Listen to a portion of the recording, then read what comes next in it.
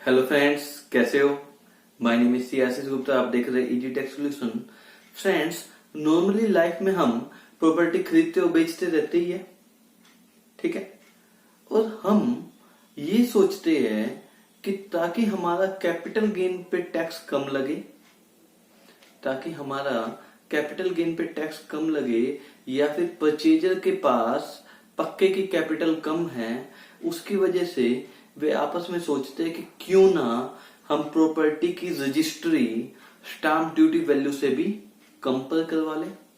Stamp duty तो दे देंगे हम पूरे पे, कोई दिक्कत नहीं है, लेकिन प्रॉपर्टी की रजिस्ट्री की वैल्यू कम पे करवा लेते हैं, ठीक है। तो फ्रेंड्स, इसका हमारे इनकम टैक्स में हमारे ऊपर क्या इफेक्ट पड़ेगा, मतलब कि बेचने वाले के ऊपर क्या इफेक्ट पड़ सकता है और खरीदने वाले के ऊपर क्या इफेक्ट पड़ सकते हैं, उसी चीज को आज हम डिस्कस करेंगे, ठीक है। चलो फ्रेंड्स, स्टार्ट करते हैं। फ्रेंड्स, इसको मैं एक एग्जांपल के थ्रू समझाता हूं। मान लीजिए मैं सेलर हूं और आप बायर हो। मेरे पास कोई एक प्लॉट है और वो मैं प्लॉट आपको बेचना चाहता हूं। वो प्लॉट कितने गज का है? 100 गज का है। मैं आपके साथ एग्रीमेंट करता हूं कि भाई 20,000 रुपए गज के हिसाब से इसे सेल कर देते हैं। 20,000 रुपए गज के हिसाब से सेल करते हैं। अब हम जाते हैं तहसील में, पूछते हैं कि सर इसका ये बताइए कलेक्टर रेट क्या है। उन्होंने बताया कलेक्टर रेट है जी 15,000 रुपए, मतलब कि स्टाम्प ड्यूटी जिसपे हमने पे करनी है वो कितने रुपए गज है? 15,000 रुपए गज के हिसाब से। हमारा सौदा कितने में हुआ? 20 लाख रुपए में, जबकि स्टाम्प ड्यूटी कितने पे देनी है? उस पे 15 लाख रुपए में।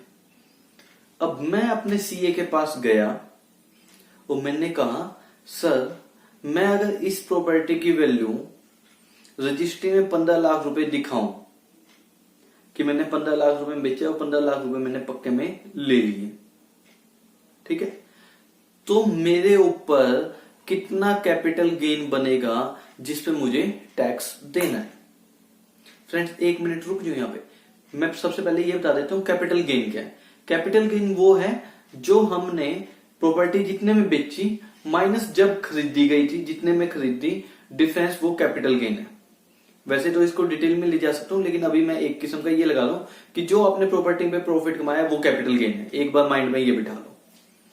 तो मैंने अपने सीए से पूछा कि सर ये बताओ कि मैं प्रॉपर्टी 20 लाख की बेच रहा हूं वैसे तो, लेकिन मैं रजिस्ट्री कराऊंगा 15 लाख की, तो मेरे ऊपर कितना कैपिटल गेन बन रहा है? वो कह रहा है भैया जी आपने तो प्रॉपर्टी बहुत पुराने टाइम पे खरीदी थी, अगर उसकी आज के टाइम पे वैल्यू मापी जाए तो वो 5 लाख रुपए बनती है उस हिसाब से, जो हमारे इनकम टैक्स में मेथड बताई गई है कैलकुलेशन का। तो आपको 15 लाख माइनस 5 लाख 10 लाख पे कैपिटल गेन पे 20% टैक्स देना होगा, मतलब कि 2 लाख रुपए।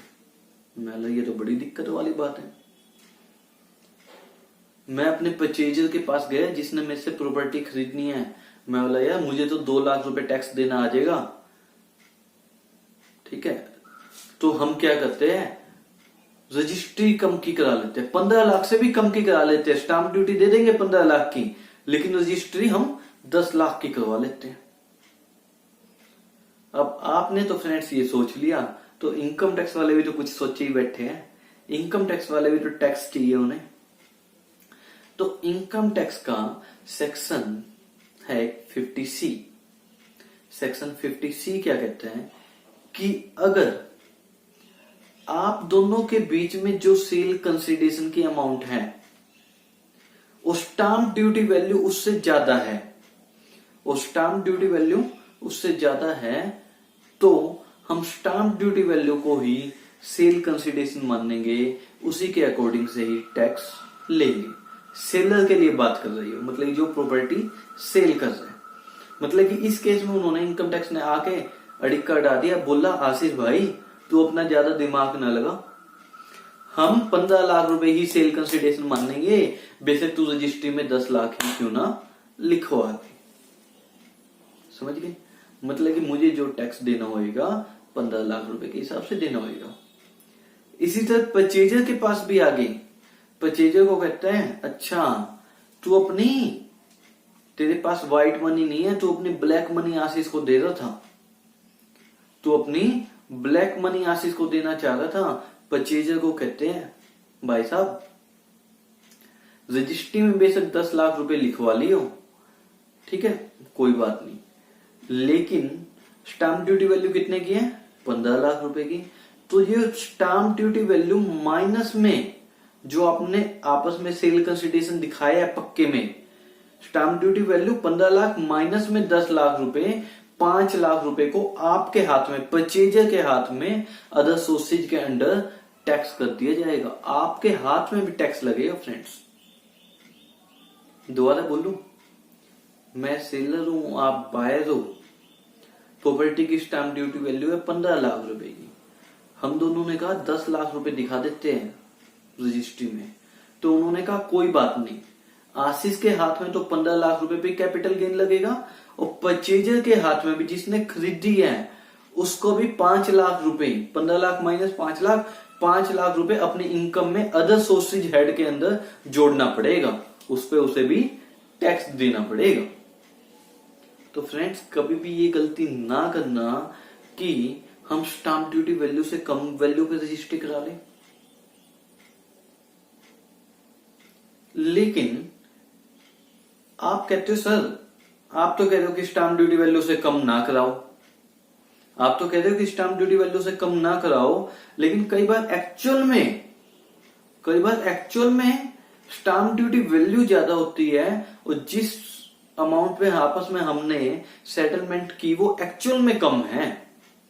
कई जगह होता भी है फ्रेंड्स कि कलेक्टर रेट तो 15,000 रुपए गज, एक्चुअल में बिकी है वो 10,000 रुपए गज के हिसाब से होता है। तो उन्होंने कहा कोई बात नहीं, अगर आपको ऑब्जेक्शन है तो income tax officer valuation officer को रिक्वेस्ट करेगा कि प्लीज इस प्रॉपर्टी की वैल्यू कैलकुलेट कर दी जाए। अगर वैल्यूएशन ऑफिसर ने प्रॉपर्टी की वैल्यू वही 10,000 रुपए कैलकुलेट करी तो सेल कंसिडरेशन 10,000 रुपए गज के हिसाब से ही मान लिया जाएगा, फिर stamp duty value as a sale consideration नहीं कंसिडर की जाएगी। ठीक है, दो चीज समझ आ गई फ्रेंड्स कि जानबूझ के तो आप अपने आप से स्टाम्प ड्यूटी वैल्यू से कम पे रजिस्ट्री ना कराना। अगर प्रॉपर्टी का रेट सही है तो मतलब ज्यादा है स्टाम्प ड्यूटी वैल्यू या स्टाम्प ड्यूटी वैल्यू से ज्यादा है तो, अगर कम है तो करवा लो, कोई दिक्कत नहीं है। Income tax officer valuation officer को भेजेगा, वैल्यूएशन ऑफिसर रिपोर्ट दे देगा, इनकम टैक्स ऑफिसर फिर उसी हिसाब से एक्सेप्ट कर लेगा उसे। अच्छा फ्रेंड्स, एक इनकम टैक्स ने क्या कहा, एक और चीज फ्रेंड्स इनकम टैक्स ने मजेदार कही है, आपके लिए थोड़े बहुत फायदेमंद की हो सकती है कि कई बार क्या होता है, मान लो एक कॉलोनी है, ठीक है, उसका फ्रंट का रेट तो ज्यादा है लेकिन बैक का रेट कम होएगा। मान लो मैं खरीदने जाऊं तो फ्रंट वाला कहेगा भाई मैं महंगे रेटों में दूंगा, पीछे साइड से मैं पड़ता उसका रेट कम है, लेकिन तहसील वाला तो स्टाम्प ड्यूटी पूरी कॉलोनी की एक ही रेट से देखता है। तो इस वजह से उन्होंने क्या कहा इनकम टैक्स वालों ने कि अगर सेल कंसिडरेशन में और स्टाम्प ड्यूटी वैल्यू में, सेल कंसिडरेशन में और स्टाम्प ड्यूटी वैल्यू में 5% तक का फर्क है तो कोई दिक्कत नहीं है, हम सेल कंसिडरेशन को ही जितने में आपका एग्रीमेंट हुआ है उसी को ही हम सेल कंसिडरेशन मान लेंगे, उसी के अकॉर्डिंग ही कैपिटल गेन कैलकुलेट किया जाएगा, और परचेजर के हाथ में भी उस केस में अदर सोर्सेज के हैंड में टैक्स नहीं लगेगा। सर एग्जांपल देके समझाओ, हमें नहीं समझ आता है ऐसे। चलो मैं दोबारा समझा देता हूं। मान लीजिए स्टाम्प ड्यूटी वैल्यू है 20 लाख की और हम दोनों का एग्रीमेंट हो जाता है कि भाई हम तो इसे 19.5 लाख रुपए में, 19.5 लाख में खरीदा बेची करेंगे। तो इनकम टैक्स वाले कहते हैं कोई दिक्कत नहीं है इस केस में, हम ये नहीं है कि 20 लाख रुपए के अकॉर्डिंग आपका कैपिटल गेन कैलकुलेट करेंगे, नहीं, हम 19.5 लाख के हिसाब से कैपिटल गेन कैलकुलेट कर लेंगे, क्योंकि 20 लाख का 5% कितना बनता था 1 लाख, मतलब कि अगर हम 19 लाख तक का भी एग्रीमेंट कर लेते तो इनकम टैक्स वालों को कोई दिक्कत नहीं थी। 19 लाख तक का भी कर लेते तो इनकम टैक्स वालों को किसी तरह की कोई दिक्कत नहीं थी। 19 लाख को ही सेल कंसिडरेशन मान लिया जाता, उसी के अकॉर्डिंग मेरे हाथ में कैपिटल गेन लगता और आपके हाथ में अदर सोर्सेज में कोई टैक्स नहीं लगता। सर आप 5% तो पुरानी बात नहीं कर रहे हो, शायद कुछ चेंज नहीं कर दिया इनकम टैक्स ने? बिल्कुल कर दिया है। वो कर दिया 5% की जगह 10%, 5% की जगह 10%, लेकिन वो इफेक्टिव है 1 अप्रैल 2021 से। कब से इफेक्टिव है फ्रेंड्स? 1 अप्रैल 2021 से। आई थिंक फ्रेंड्स समझ आ गया होगा।